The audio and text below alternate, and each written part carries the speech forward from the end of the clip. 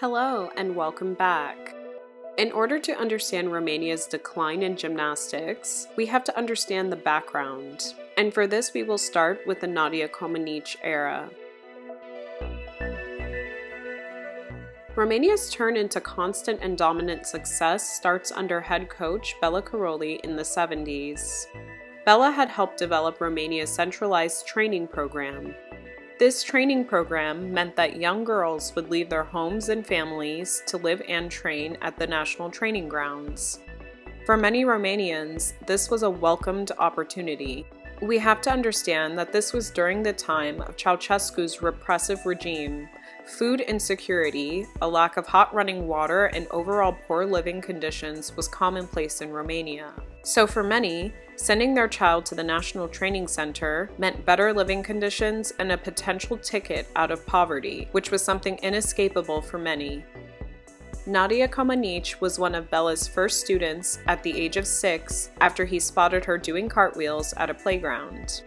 8 years later, she went on to make history at the 1976 Olympics at just 14 years of age, scoring 7 perfect tens and becoming the most famous gymnast in the world.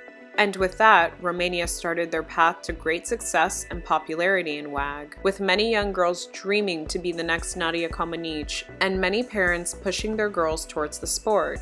But their success came at great costs. Romanian historian Olaru details the horror that Nadia and the other Romanian gymnasts had to endure. Some Romanian gymnasts have also spoken out and detailed what their lives were really like. The girls were regularly beaten and starved. Many times, the beatings resulted in nosebleeds. Nadia revealed to journalists that she was slapped and starved for up to 3 days. The girls would talk about secretly drinking water from the toilet tank because they were often not allowed to consume water. Some suffered from bulimia, and the gymnasts were verbally and emotionally abused about their weight. And if you thought their fame and popularity would help them in this situation, you'd be wrong. Nadia's success meant that they were all being surveilled by the secret police, and even the secret police had documented their terrible treatment. In the police files, it is confirmed that the gymnasts were physically, emotionally, and verbally abused, tormented, and had their prize money taken. The girls were malnourished, and as Bella starved the girls, he would eat meals of steaks and french fries in front of them. Informants describing Bella Karolyis were just shy of labeling him as a psychopath. Nonetheless, his successful program in gymnastics meant that authorities did not and would not intervene. 6 months after Montreal, Nadia refused to train with Bella, and at just 15 years old, she attempted to take her own life. Nadia was hospitalized for 2 days after the incident and said she was glad because she didn't have to go to the gym. She eventually went back to the Karolyis and later competed in the 1980s Olympics in Moscow.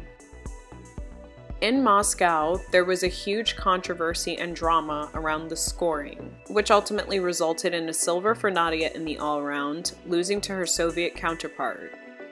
Bella was visibly upset, protesting that the scores were rigged, which was captured on camera. This upset the Romanian government. The URS was an ally of Romania, and his behavior was viewed as embarrassing. Around 6 months later, the Karolyis and Nadia went on a fundraising tour in the USA for the Romanian Federation. This generated around $250,000. Nadia, the darling of Romania, received just $1,000, and on the last day of the tour, just before they were all scheduled to leave, she discovered the Karolyis' empty hotel room.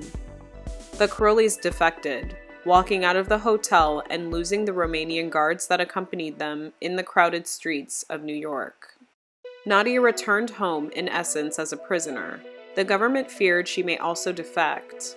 As a result, she was strictly monitored and not allowed to travel outside of Romania.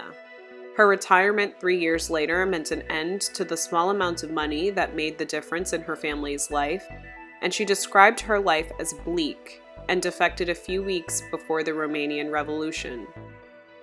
Nadia would later state, "People, quote, thought I had the good life, but I didn't.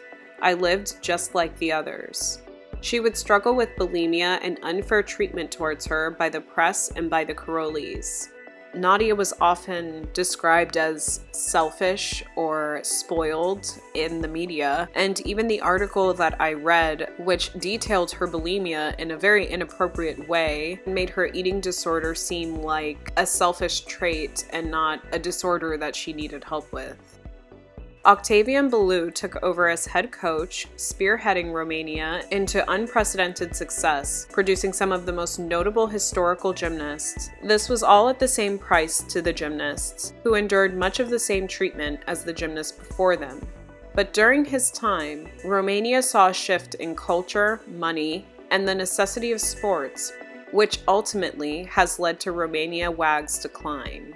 And we will cover this in the next segment of Romanian gymnastics, so be sure to subscribe, and we will see you in the comments and in the next video. Until next time, bye!